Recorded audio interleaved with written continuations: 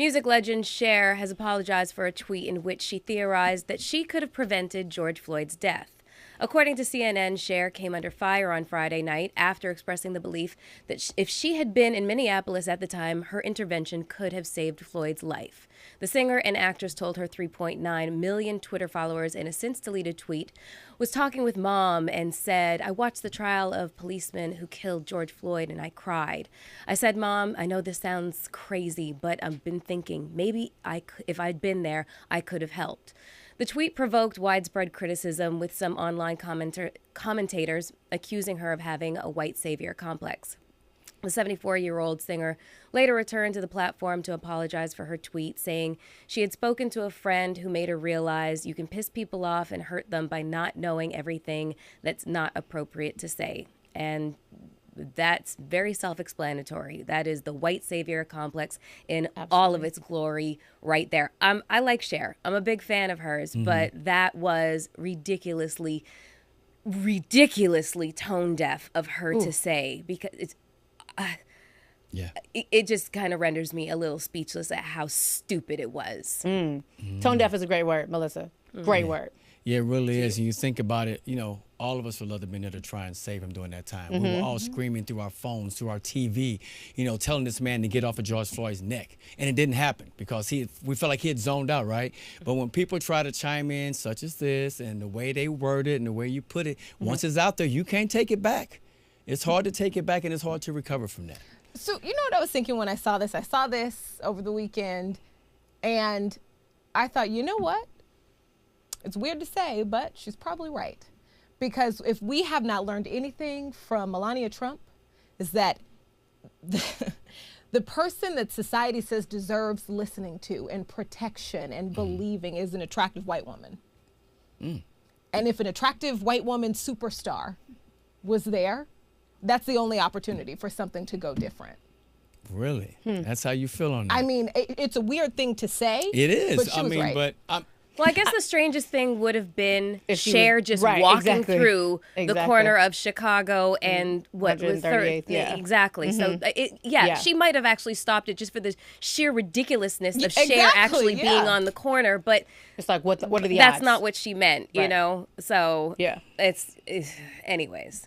No. All right, so I actually want to read a tweet that I read. So someone on Twitter said, "Cher, you're doing great and all, but this is not about you. This is about George Floyd's murder." They said, "Don't make it about you and don't inadvertently insult the traumatized witnesses who were there and did their damnedest to save his life." So I thought that was a really good tweet. Speaking of comments coming in, let's check in really quickly with our YouTube soulmates and see what they're saying here. We got a lot of commentary happening in the chat. A lot of people are talking about the interview and then my tablets doing some things here, but you know what? That's okay. We'll check in with you guys next break and at the end of the show. Brooke, let our soulmates know what's coming up next. But you know what, Demi? I think that was a good point. The tweet you read, I just want to say I think that was a good point, because we have been talking a lot about the emotion that all of those bystanders dealt with and are dealing with, and they did their best, and it does kind of minimize what they were going through, at the very least unintentionally. So a Cedar High School teacher's unapproved class assignment is at the center of controversy. So some parents said they began complaining to the Cedar Hill Independent School District administrators after learning that their children were allowed to watch the Derek Chauvin murder trial, including disturbing video of George Floyd's death as part of a freshman classroom project. Families who contacted news outlet WFAA about the controversial assignment shared a letter parents wrote to the teacher. Parents said the assignment happened without parental consent and that the teacher instructed the students not to discuss what they were witnessing during the trial with their family for 6 weeks. The teacher allegedly provided parents a breakdown of the class assignment after they began complaining. The notice stated that the students would be acting as jurors in the trial. The matter has been addressed with the teacher and the assignment was removed, according to Cedar Hill ISD. So I said mock trial because that's exactly what I was thinking, that, I'm thinking back to when I was in high school. I used to love a good debate, love mock trial, but this, not good timing. This trial is way too important. Also, on top of that, why would you tell me not to have my parents know?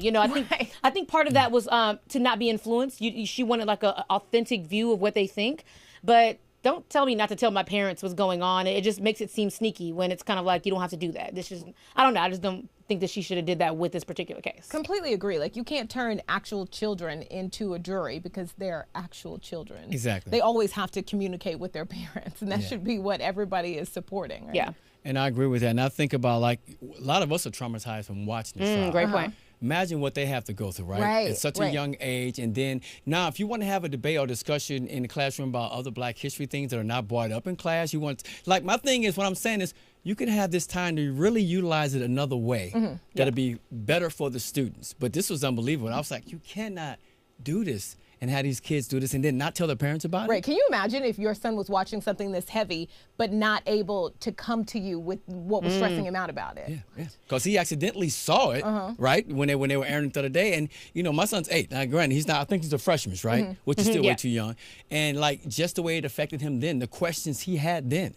So as a student, you would want to come home to your parents and ask questions about this trial, because I would like to think that most parents are not really discussing it with their kids as of yet. Yeah. Romeo, you made a really great point. I mean, you could have a student that has a mental illness, that has past trauma, depression, anxiety. That's a great point that you make, because you don't know what a child might be dealing with at home. To play that could be very triggering. Yeah, definitely.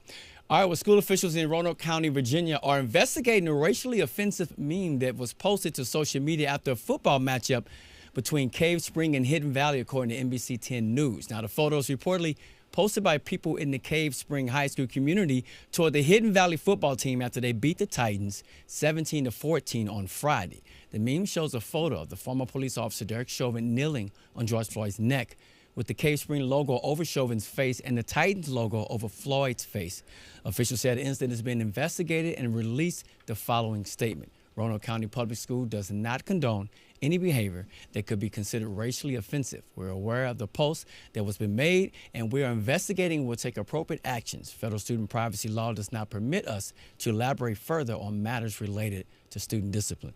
This was just unbelievable. Now, when you think about Roanoke, Virginia, I was just looking like what percentages, minorities are in the school. Like, we're looking at, I think Spring High School is 19% Black and Hispanics, right, or Latinos. In Hidden Valley, it's only 21%. So it's a majority white school. So part of that makes me think like someone pulling a prank or someone trying to capitalize off of the moment. This is very disgusting to me. It is very disgusting. Remember the story about the radio guy that we were talking about when he opened up saying, I'm probably going to get in trouble for this? Yeah. He knew what he did was wrong. These students, whoever they are, when they find out, need to be expelled. He's testing his white privilege, just like what Derek Chauvin is doing. They're testing their white privilege, sticking their finger in the water to test it out. It's kind of like when you touch a hot iron to see if it's going to really burn. So they're just trying to see how far they can go with this, and they need to be expelled immediately. Yeah, I agree. Melissa?